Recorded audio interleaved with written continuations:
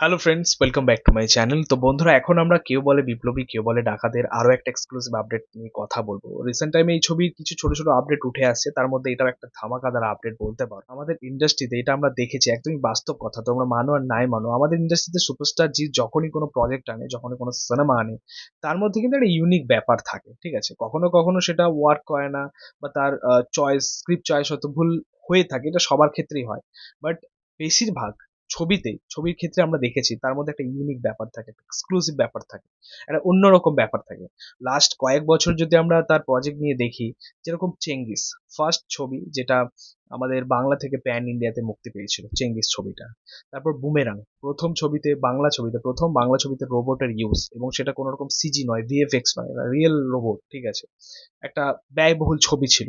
তারপরে কেউ বলে বিপ্লবী কেউ বলে ডাকাতের মতো একটা ছবি, বড় প্রজেক্ট, মানে সত্যি বলতে সে যখনই প্রজেক্ট নিয়ে এসছে সেটা বড় প্রজেক্ট হয়েছে, এবং সেখানের পরিকল্পনাটাও অন্যরকমই আমরা পেয়েছি। এবং সব থেকে বড় কথা, সে যখনই কোনো সিনেমা আনে, যখনই কোনো প্রজেক্ট আনে, সেই ছবিতে অ্যাকশন তো অবশ্যই সেটা সবসময় টপ নচ থাকে, পাশাপাশি নাচ গান, এই সবগুলোর মধ্যেই কিন্তু একটা ইউনিক ব্যাপার থাকে। বাইরে থেকে, বলিউড থেকে, সাউথ থেকে, কখনো অ্যাকশন ডিরেক্টর আনা, কখনো ডান্স কোরিওগ্রাফার আনা।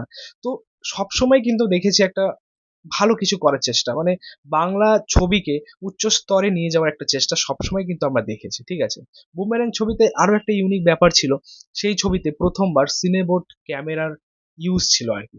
ঠিক আছে, এবং মানুষ ছবিতেও কিন্তু সিনেবোট ক্যামেরার ইউজ হয়েছে। তো মানুষটা কিন্তু মানে অ্যাকচুয়ালি সবসময় তার ভিশনটা অন্যরকম থাকে, যে দর্শক যাতে একটা সঠিক সিনেমা পায়, দর্শক যেন একটা সঠিক ভিজুয়াল পায়, দর্শক যেন সিনেমা হলে গিয়ে একটা ভালো এক্সপিরিয়েন্স কিছু করতে পারে আর কি তার ছবির দ্বারা।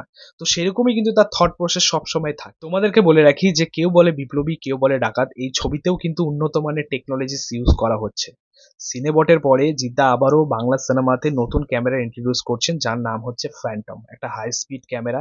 ছোট ছোট ক্ষুদ্র ক্ষুদ্র বিষয়বস্তুকে আর কি ক্যাপচার করতে পারে আর কি, এরকম একটা ক্যামেরা, খুব দামি, এবং এটা মুম্বাই থেকে ভাড়া করা হয়েছে। সচরাচর বলিউড সিনেমা, সাউথ সিনেমাতেই এইসব ক্যামেরার ইউজ হয়, বাংলা ছবিতে তো হয় না।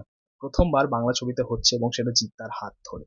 ঠিক আছে, এবং এই সমস্ত ক্যামেরার কাজ এমনই, যেটা খুবই ফাস্ট হয়, হাই স্পিড হয় দেখতে। অ্যাকচুয়ালি মেনলি এগুলোকে অ্যাকশন সিকোয়েন্সে ইউজ করা হয়, এবং কেউ বলে বিপ্লবী কেউ বলে ডাকাত, এই ছবিতে কিন্তু একশো বারকার এক অ্যাকশন সিন থাকতে চলেছে, বা অ্যাকশন সিকোয়েন্স থাকতে চলেছে, কখনো সেটা ট্রেনের মধ্যে, কখনো সেটা জেলের মধ্যে, কখনো গ্রাউন্ড লেভেলে।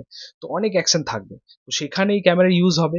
এবং এই সমস্ত ক্যামেরা যেহেতু হাই স্পিড হয় এবং খুব ক্ষুদ্র ক্ষুদ্র ভাবে তারা মানে ক্যাপচার করতে পারে, সেটা ভিজুয়ালি দেখতে খুব ভালো লাগে। ঠিক আছে, বলিউডে এরকম অনেক ছবি আছে, পুষ্পা রয়েছে, জওয়ান রয়েছে, এই সমস্ত মানে সিনেমাতে এই সমস্ত ক্যামেরার ইউজ হয়েছে। মেনলি ওই অ্যাকশন গুলো দেখতে খুব ভালো লাগে আর কি।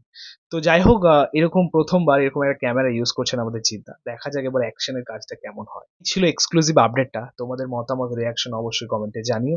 ভিডিওটা ভালো লাগলে অবশ্যই লাইক কমেন্ট শেয়ার করে দিও, পাশে থেকেও সাপোর্ট করে চ্যানেলটাকে অবশ্যই সাবস্ক্রাইব করেছো, পাশে থাকা বেল আইকনটা পরবর্তী ভিডিও